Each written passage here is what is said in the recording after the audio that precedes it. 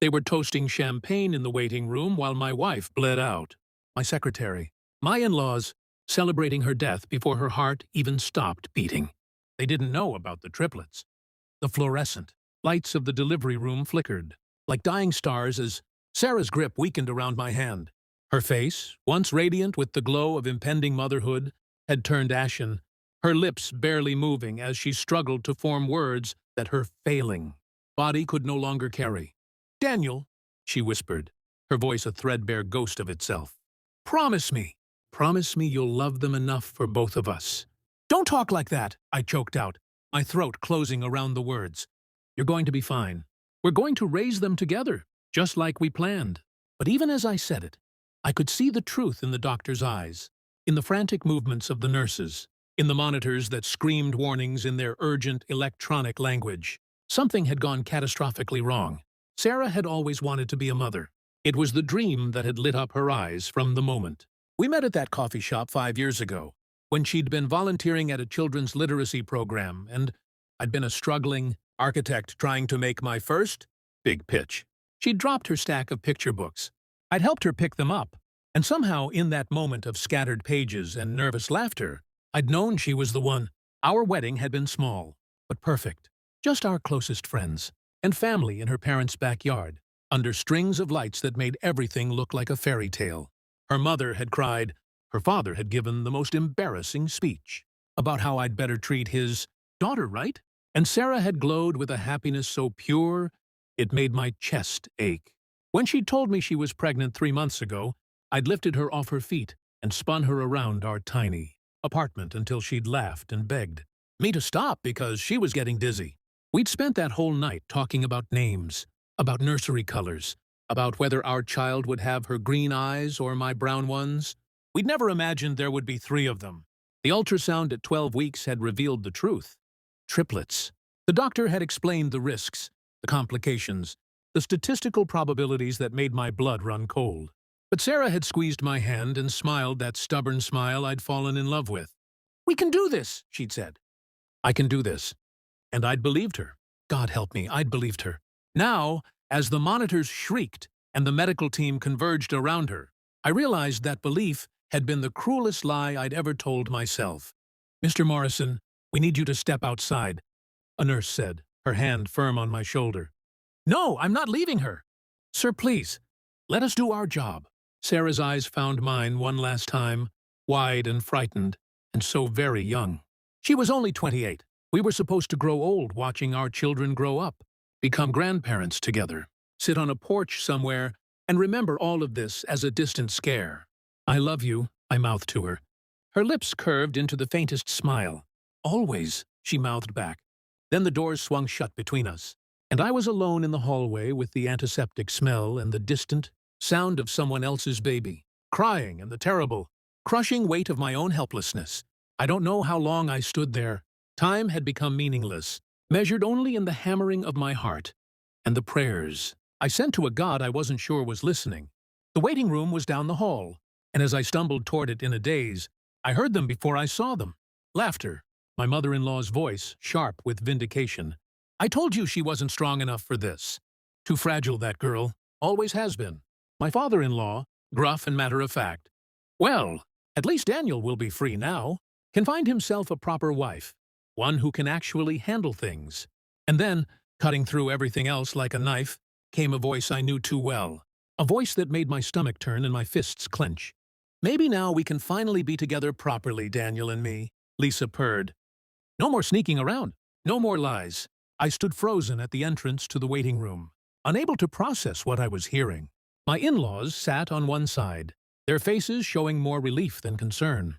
And there, perched on the edge of a chair like she belonged there, was Lisa, my secretary, the woman who'd been making increasingly aggressive advances for the past 6 months, the woman I'd planned to fire after Sarah gave birth because her behavior had become so inappropriate. "What the hell is going on here?" My voice came out as a roar that made all of them jump. My mother-in-law had the decency to look slightly ashamed, but she recovered quickly. "Daniel, darling, we were just what? Celebrating? My wife is fighting for her life in there, and you're sitting out here celebrating?" "Now, son," my father-in-law started, standing up with his hands raised placatingly. Nobody's celebrating anything. We're just being realistic. Sarah was never cut out for motherhood. The stress of it, the physical demands. Get out! The words came out cold and flat. All of you, get out of this hospital right now. Lisa stood up, her expression shifting to something she probably thought was sympathetic. Daniel, I know you're upset. But how dare you? I breathed, advancing on her. How dare you come here? How dare you speak her name? How dare you exist in the same building where my wife is dying? You always said your marriage was a mistake, Lisa said, her voice turning shrill. You told me you married too young, that you weren't sure anymore. I never said any of that. Not once. Every conversation we had, I talked about Sarah, about how much I loved her, about how excited we were for the babies. You heard what you wanted to hear. The fury in me was a living thing now, burning away the numbness, the fear, replacing it with a rage so pure it was almost cleansing. A security guard appeared at my shoulder. Sir, is there a problem here? Yes, I said, not taking my eyes off the three people who just revealed themselves as strangers. These people are not family. They're not welcome here. I want them escorted out immediately. My mother-in-law's face flushed red. We're Sarah's parents. You can't. I can, and I am. You don't get to sit here and wish her dead. You don't get to plan your celebration while she's fighting to live. Get out, or I'll have you arrested for trespassing. The security guard, bless him, stepped forward with authority. Folks, I'm going to have to ask you to leave. I watched them go. Lisa throwing me wounded looks over her shoulder. My in-laws muttering about ingratitude and disrespect. I felt nothing but a cold, clarifying hatred. Whatever happened now, whatever came next, those bridges were burned beyond repair. I returned to my vigil outside the delivery room, sliding down the wall to sit on the cold linoleum floor. Hours passed, or maybe minutes. Time had lost all meaning in this fluorescent purgatory. When the doors finally opened, I scrambled to my feet, my heart in my throat. The doctor who emerged looked exhausted, her scrubs stained, her face unreadable. Mr. Morrison, she said quietly, I need you to come with me. Sarah, is she? Please, come with me. She led me to a small consultation room, the kind where they deliver bad news. I'd seen enough medical dramas to know what this meant. My legs felt like water as I sank into a chair. I'm so sorry, the doctor began, and those 3 words shattered whatever was left of my world. We did everything we could. There was an amniotic fluid embolism. It's rare, unpredictable, and often fatal. By the time we realized what was happening, she kept talking, medical terms washing over me like a foreign language. Respiratory failure, cardiac arrest, massive hemorrhaging. Words that meant my Sarah was gone. Words that meant the love of my life, my best friend. The woman who was supposed to grow old with me had been stolen away in a matter of hours. The babies, I heard myself ask, though my voice sounded like it was coming from very far away. The doctor's expression softened slightly. That's what I need to talk to you about. Against all odds, we were able to deliver them safely. 3 girls, Mr. Morrison. Tiny, but stable. They're in the NICU now, being monitored, but the preliminary prognosis is good. 3 girls. Sarah had always hoped for girls. She'd already picked out names. Emma, Grace, and Lily. Named after her grandmothers and her favorite flower. Can I see her? Sarah? Of course. And then, when you're ready, you can meet your daughters. They'd cleaned Sarah up, made her look peaceful. She could have been sleeping, except for the terrible stillness of her chest, the absence of breath. I pulled a chair close to the bed and took her cold hand in mine. I'm so sorry, I whispered. I'm so sorry I couldn't protect you. I'm so sorry you don't get to meet them, to hold them, to watch them grow up. The tears came then, hot and blinding, shaking my whole body with the force of my grief. I pressed my forehead against her hand and sobbed until I had nothing left. I promise you, I finally managed, my voice hoarse and broken. I promise I'll love them enough for both of us. I'll tell them every day how much you wanted them, how brave you were, how much you loved them even though you never got to hold them. They'll know you, Sarah. I swear they'll know you. A nurse appeared in the doorway, her expression gentle. Mr. Morrison, your daughters are asking for you. Babies can't ask for anything, I said dully. She smiled. No, but they're crying, and sometimes that's the same thing. They need their father. I stood on shaky legs, pressing one last kiss to Sarah's forehead. I have to go meet our girls now, I told her. But I'll be back. I promise I'll be back. The NICU was warm and dimly lit, full of the soft beeping of monitors and the gentle whoosh of ventilators. The nurse led me to 3 isolettes in a row, each containing a tiny, perfect miracle. We've been calling them Baby A, B, and C, the nurse explained. But I'm sure you'll want to give them proper names. I stared down at 3 identical little faces, their features miniature and delicate. They had Sarah's nose, I realized, and possibly her chin. It was too early to tell about the eyes. Emma, I said, pointing to the first isolette. Grace, indicating the second.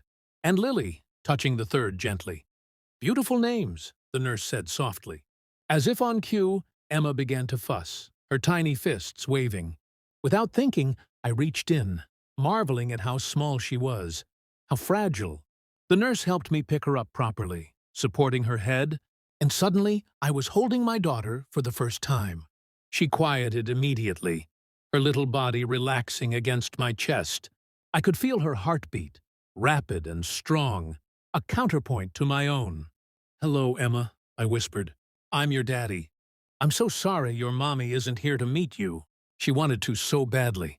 She loved you so much." And then, because apparently the universe hadn't finished breaking my heart, Grace started crying too. And then Lily. The nurse brought them over one by one until I was surrounded by my daughters.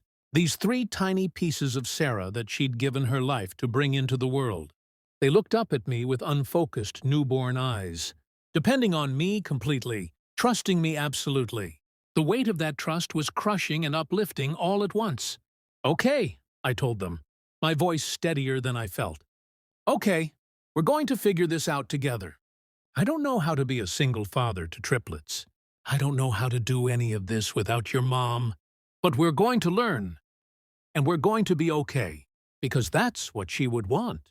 That's what she died to give us."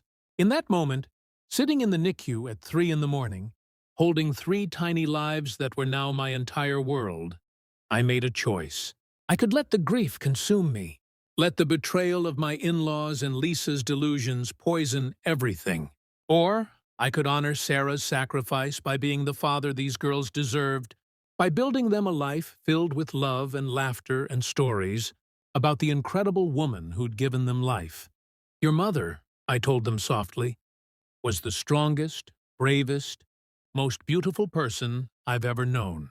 And every day, I'm going to make sure you know that too. Every single day." Emma yawned, a movement so tiny and perfect it made my chest ache. Grace's little hand closed around my finger with surprising strength. Lily just stared at me with those serious newborn eyes, as if she understood every word. And somewhere, I like to think, Sarah was watching us, proud of her girls, trusting me to do this impossible thing. I would not let her down. The road ahead would be hard. Lone parent to triplets, dealing with my grief, protecting my daughters from grandparents who'd shown their true colors, finding a way to build a life from the wreckage of my shattered dreams.